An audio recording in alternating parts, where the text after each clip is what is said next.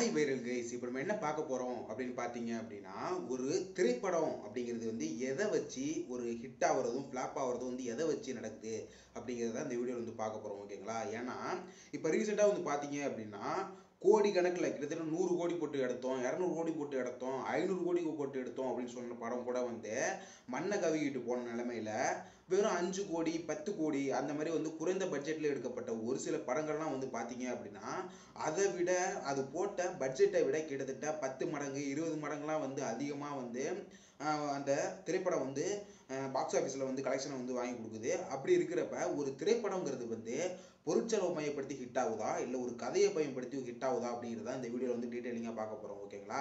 இதுக்கான காரணம் என்ன அப்படின்னு பார்த்தீங்க அப்படின்னா, ரீசெண்டாக வந்து பார்த்தீங்க அப்படின்னா லால் சலாம், சலார் அந்த மாதிரி ஒரு சில திரைப்படங்கள்லாம் வந்து பார்த்தீங்க அப்படின்னா மிகப்பெரிய ஸ்டார் வேல்யூலாம் இருக்கிற திரைப்படங்கள். அது மட்டும் இல்லாமல் வந்து பார்த்தீங்க அப்படின்னா பொருட்செலவும் வந்து அதிகமாக இருக்கிற திரைப்படங்கள். அப்படி இருக்கிறப்ப 100 crores அதிகமான பட்ஜெட் உள்ள திரைப்படங்கள் தான் வந்து திரைப்படங்கள், மிகப்பெரிய ஸ்டார் வேல்யூலாம் இருக்கிற திரைப்படங்கள். அப்படி இருக்கிறப்பையும் வந்து பாசிட்டிவ் கமெண்ட் இல்லாமல் அதிகமாக நெகட்டிவ் கமெண்ட்ஸ் தான் வந்து அதிகமாக வந்துக்கிட்டு இருந்தது இந்த திரைப்படங்கள்லாம்.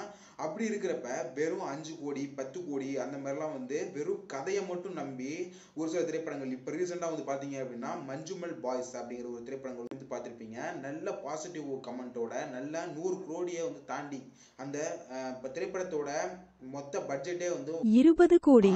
ஆனா அந்த திரைப்படம் வந்து கிட்டத்தட்ட 100 கோடி. அப்பனா பாத்துக்கங்க எந்த அளவு வந்து எத்தனை மடங்கு ப்ராஃபிட் எடுத்து கொடுத்துருக்கு அப்படிங்கிறது வந்து பாருங்க. அப்படி இருக்கிறப்ப இந்த மாதிரி நிறைய திரைப்படங்கள் வந்து இருக்குது. நம்ம தமிழ் சினிமாவிலே வந்து லவ் டுடே அந்த திரைப்படம் வந்து பாத்தீங்க அப்படின்னா அதுவும் வந்து அந்த 5 கோடி 10 கோடி அந்த ரேஞ்சில் தான் வந்து அந்த திரைப்படத்தோட பட்ஜெட்டு.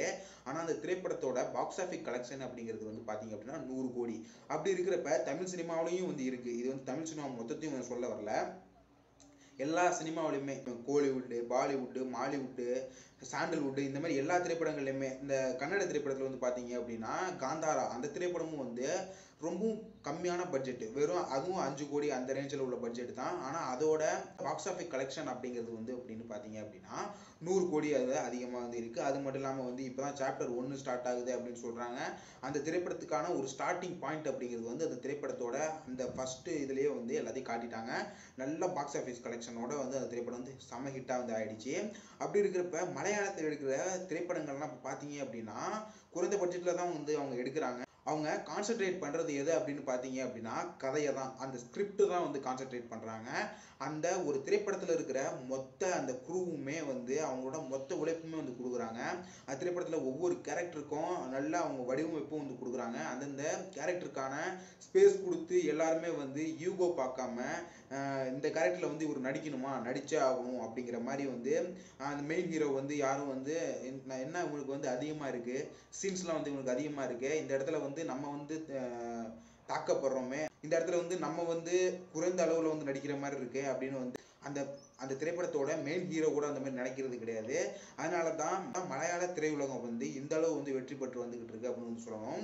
மலையாள திரையுலகம் மட்டும் இல்லாமல் கன்னட திரையுலகம் இந்த மாதிரி வந்து தமிழை தவிர பாக்கி எல்லா திரையுலகமே வந்து வேற லெவலில் போயிட்டு இருக்காங்க அப்படின்னு தான் வந்து சொல்லணும். குறைந்த அளவு பட்ஜெட்டில் எப்படி ஒரு பாக்ஸ் ஆஃபீஸே அடிச்சு நொறுக்க முடியும் அப்படிங்கிறத வந்து இந்த மாலிவுட் இதெல்லாம் வந்து வேற லெவலில் வந்து செஞ்சுக்கிட்டு இருக்காங்க. இப்போ ரீசெண்டாக வந்த மலையாள திரைப்படங்கள், இப்போ மஞ்சுமல் பாய்ஸ், அதுக்கு முன்னாடி வந்த ஒரு திரைப்படம் வந்து பேர் சரியா தெரியல, அந்த திரைப்படமும் வந்து பார்த்தீங்க அப்படின்னா அதுவும் குறைந்த பட்ஜெட்டில் தான்.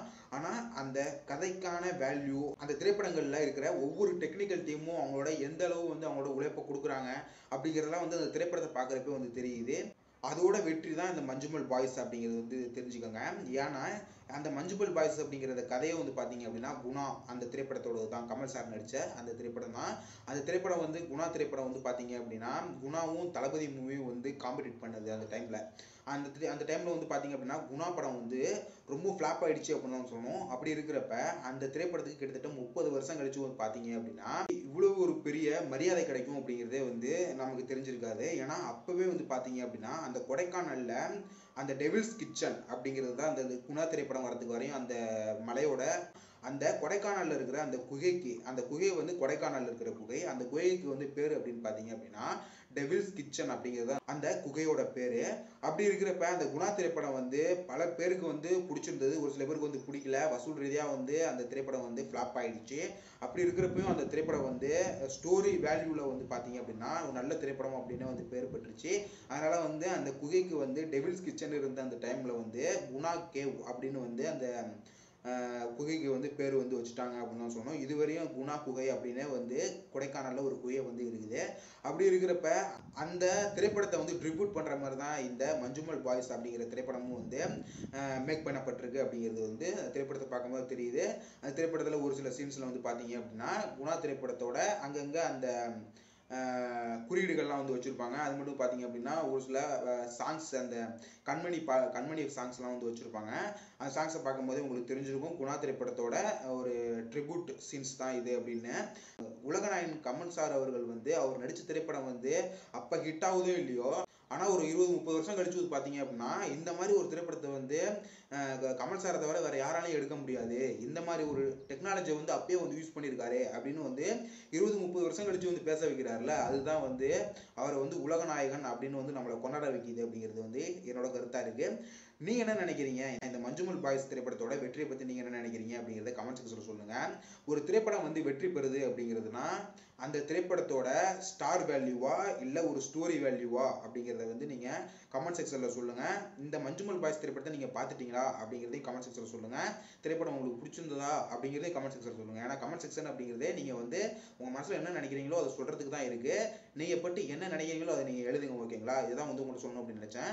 இந்த மாதிரி வீடியோக்கெல்லாம் உங்களுக்கு தொடர்ந்து வரணும் அப்படின்னா நம்ம சேனல் வந்து சப்ஸ்கிரைப் பண்ணிக்கோங்க, பக்கத்துல இருக்க பெல் ஐகானை பிரஸ் பண்ணுங்க. அப்பதான் நம்ம போடுற ஒவ்வொரு வீடியோவும் தொடர்ந்து உங்களுக்கு அப்டேட் ஆகிட்டே இருக்கும், ஓகேங்களா? தேங்க்யூ.